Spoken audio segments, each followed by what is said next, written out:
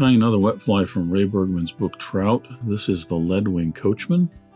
I'm doing this video for a couple of different reasons. Longtime followers are probably aware that I had done another video, I think about 3 years ago, maybe 4 years ago, on the Leadwing Coachman. But I was requested to tie this recently and decided I would go ahead and do a video on it, because this is keeping with the recipe in the book Trout. The version that I did before has a collared hackle, and it also has a wire that wraps around that peacock herl. This version sticks to the recipe.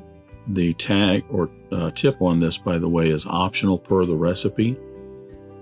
If I were going to tie some of these to actually go fishing with, I probably would keep the tip in. I might tie some without it, just because sometimes not having flash works a little bit better. But I would also use some very fine wire on that peacock herl, because it is delicate and it's not gonna, without it, it's not gonna last too many fish. So that is an updated video, or will be an updated video, on the Leadwing Coachman. I'll get started tying.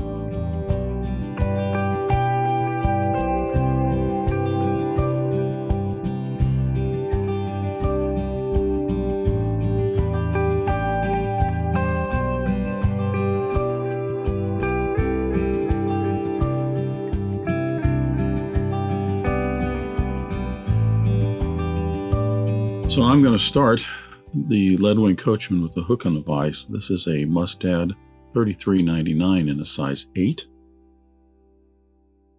I'm going to debarb the hook.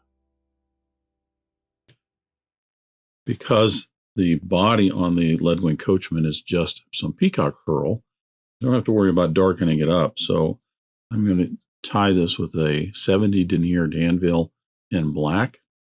A lot of these wet flies have a lighter body, so you have to start off with a white so you don't darken up the body, and then change over to black to finish the fly. This one I can just tie with the black throughout. I'm going to get some wax on my thread. Attach the thread about an eye length behind the eye of the hook, and advance my thread rearward to just past the point of the hook. The recipe in Ray Bergman's book Trout, basically the Leadwing Coachman is a peacock herl body, a brown throat, and a grayish or slate wing to it. But there is an optional tag, or tip I should say, that you can put on this. So I'm going to do that for the purpose of the video. I'm using a Danville silver and gold Mallard tinsel in a size 16 and 18. Again, the recipe says that it is optional, so I'm going to tie this in right here and advance my thread rearward to just the end of the shank here, and then bring it back up just a little bit. I'm going to turn the hook over. Now I'm going to wrap this in. It flips over the gold side. I'm going to wrap in about 6 wraps, working down the bend of the hook, and then back up. I'll end up just a little bit, maybe a wrap or two in front of where I first started wrapping that in. That just gives me a little bit of gold flash right at the very rear portion of the fly.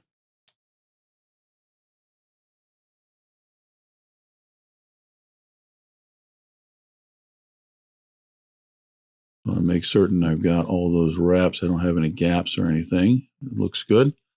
So the body, like I said, is peacock herl. I'm actually using some herl off of a peacock feather. It's a little fluffier. You could certainly use what you get out of a strung pack of peacock herl. The issue is that a lot of times it's kind of flattened out a little bit. The barbules on those herls, these are more uniform and a little bit fuller. But use what you have. I'm going to tie that in right here at the back end of the body. Few wraps down to make certain that that's going to wrap around, cover up any of the thread wraps. A little bit more wax on my thread. I wrap about halfway up. Now I'll trim the Peacock Herl ends right here, the length of the body. Continue wrapping my thread forward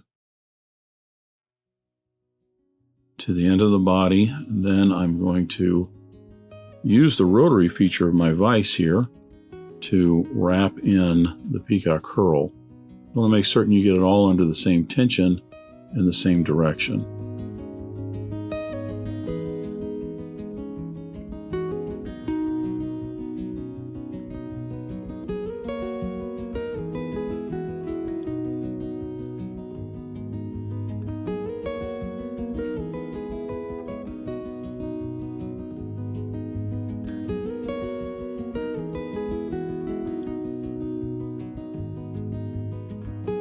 Bind in that Peacock Herl and trim it away.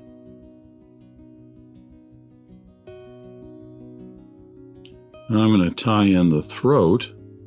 The throat is just some brown hackle. I'm using some brown Schlappen for this.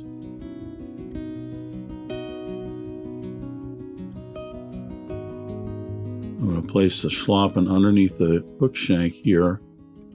The tips are going to go back to about the barb. A little pinch and loop from underneath to secure that throat in.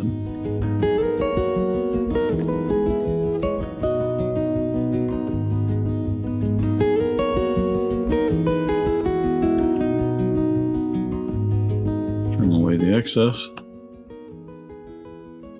Bring my thread forward. I'm just cleaning this up just a little bit for the wings. I'm almost to the back section of the head space right there. I want to make certain I'm either right at the back end of the head space when I tie the wings in, or a little forward, because I don't want this to creep rearward.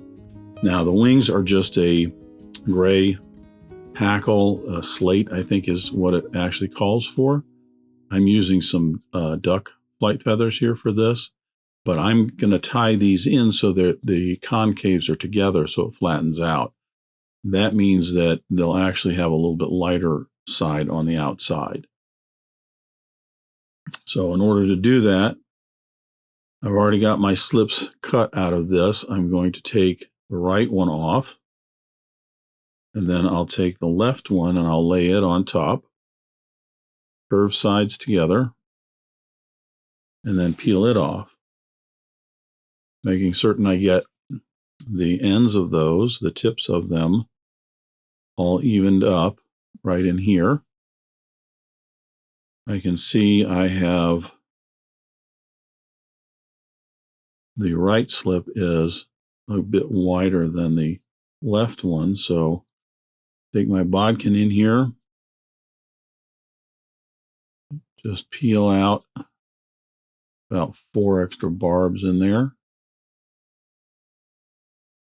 I'll just peel those out. And now I'll have a nice matched wing. And you'll notice that it's all nice and flat because the concave sides are together. I'll place this up here so that the lower portion of this curve on the tail is out just about as far as the bend of the hook. Again, another pinch and loop. Bring that down.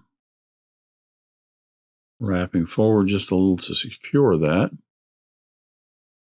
We'll see how that wing is setting.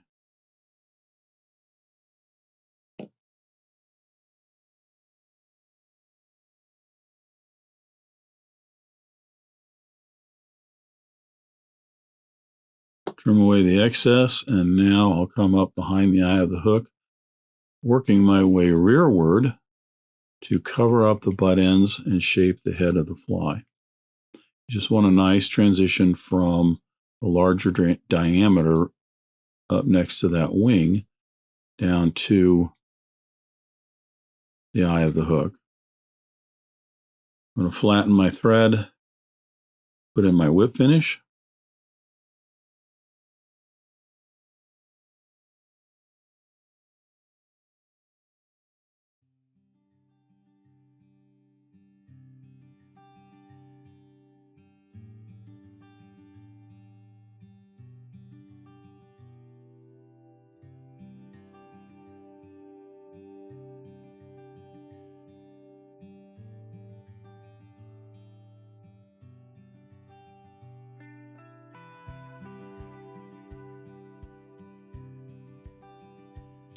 trim away my thread.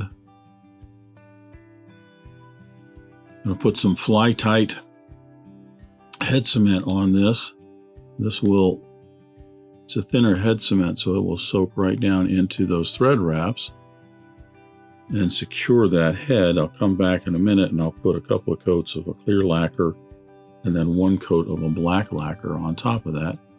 And that will complete the Leadwing Coachman. I think I have one barb that slipped out there. Oh, maybe yes, maybe no. Nope, don't think so. Okay. So that is the updated Leadwing Coachman. It's a little bit different from the other version that I did. Thanks for watching today. Thank you for joining me at the Vise today. I hope you learned a new pattern, at least a tip or trick here and there. If you'd like to help Dress Irons, you can like, comment, share, subscribe, all those wonderful things for the video. You can also head out to dressedirons.com where you can buy flies, tools, stickers, and merch, or you can join a growing community over on Locals at the Dressed Irons Fly Tying Guild. You can also donate to Dressed Irons if you want through the link at the bottom of the description. I thank everybody for their ongoing support, as it really does help the creation of these videos. But what's important is to remember, only fly tying. If you're not having fun, you're doing it wrong.